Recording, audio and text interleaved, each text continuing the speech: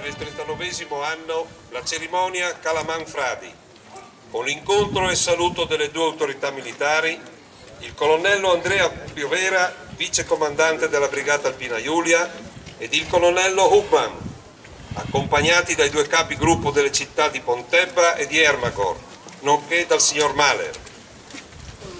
L'incontro avviene dove una volta sorgeva il confine e questo atto vuol suggellare ancora una volta l'unità dei popoli.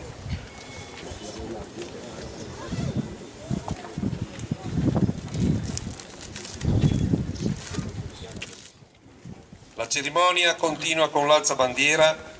Invito tutti al massimo silenzio e a cantare il proprio inno nazionale.